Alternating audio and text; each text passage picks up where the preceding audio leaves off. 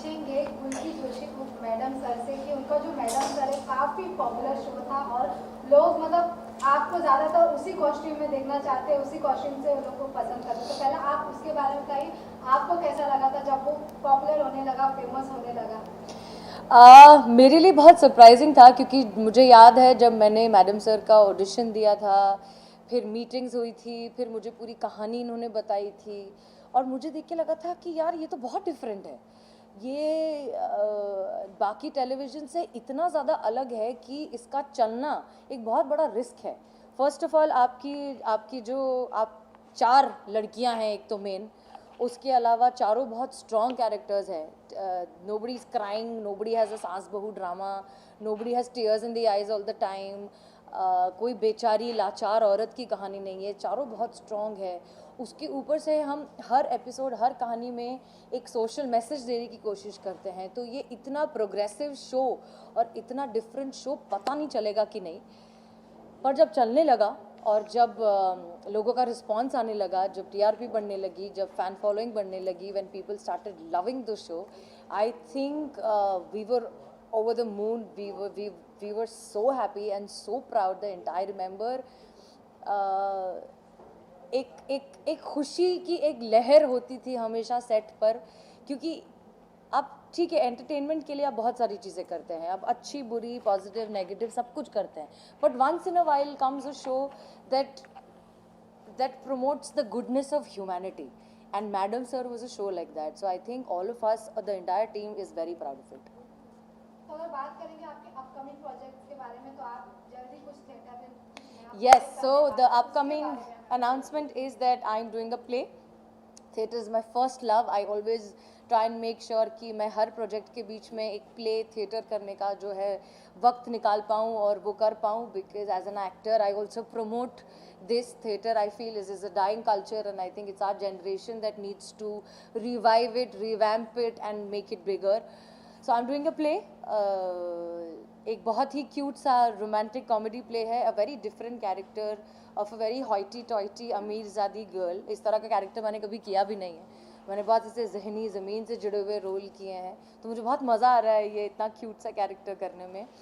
And the first show is on 27th of August in Bombay, in Bal Gandharv. So whoever is in Bombay, please do come and watch. I'm doing play after a very long time, and I will need everybody's support because I am a little nervous about it, and I need all the love and support it can give. गुलती जी, उसमें क्या character होने वाला है आपका, थोड़ा हमारे दर्शकों को बताइए। तुम्हारा तो चेहरा देख के मुझे बड़ी खुशी हो जाती है यार, तुम कितने क्यूट हो। ये बड़ा क्यूट सा रोल है। अवनी नाम है इस लड़की का, जो ऐसे बिल्कुल अमीर घर की ऐसी बड़ी हॉइटी टॉइटी सी ऐसी अमीर ज़ादी लड़की है, अच्छी लड़की है, ख़राब लड़की नहीं है, बट बस ऐसा है कि ये दुनिया मेरे लिए है और ये सब मेरे लिए है। और उसकी ज़िंदगी में एक बहुत ही ज़मीन से जुड़ा हुआ एकदम ऑपोजिट पर्सनालिटी का लड़का आता है, एंड दैट्स द होल। और फिर कैसे होता है, उनको प्यार होता है नहीं होता है, उनके बीच का romance comedy. So it's a very nice light hearted family watching play, और मेरे लिए बहुत डिफरेंट है क्योंकि मैंने ऐसा किया नहीं, तो मुझे बड़ा मज़ा आ रहा है करने में। तो जैसा कि आपने मैडम सर में पुलिस का रोल निभाया था, लेकिन अब आपको काफ़ी उससे अलग ही कैरेक्टर मिला है, तो जब आपको कैरेक्टर पता चला तो आपको कैसा लगा?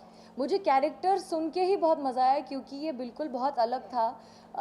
मैं जो कर चुकी हूँ उससे अलग था, मैंने इस तरह का रोल कभी किया नहीं है। तो मुझे वही सुन के बहुत चैलेंजिंग लगा कि खुद को अब हसीना मलिक से निकाल के इस कैरेक्टर में ढलना is a different process. So that's the reason I am doing it, and yeah let's hope for the best. जैसा कि आपने अभी बोला था कि जो थिएटर आर्टिस्ट हो कहीं ना कहीं खत्म होते जा रहे हैं जी। और अभी ओटीटी वेब सीरीज आ गया, इसकी वजह से लोग ज़्यादातर उधर ही अट्रैक्ट हो रहे हैं, लेकिन थिएटर में कम लोग अट्रैक्ट होते हैं। तो आप वो आर्टिस्ट को क्या बोलेंगे जो अभी तक थिएटर प्ले करते हैं, और काफ़ी लोग हैं जिनका लाइफ भी उधर ही रह गया है थिएटर में?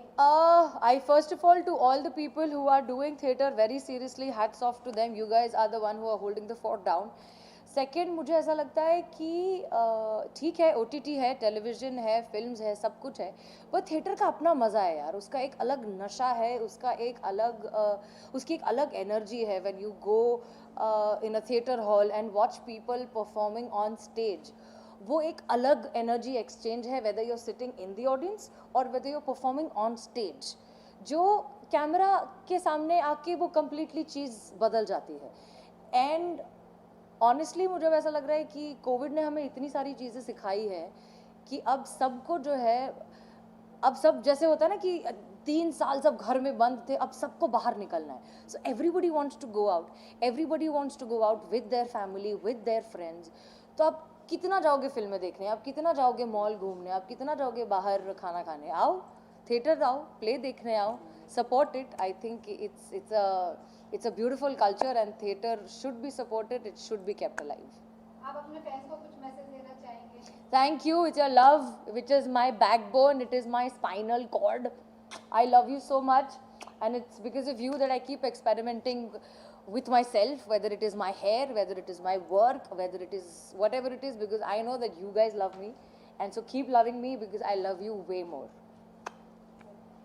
Thank you.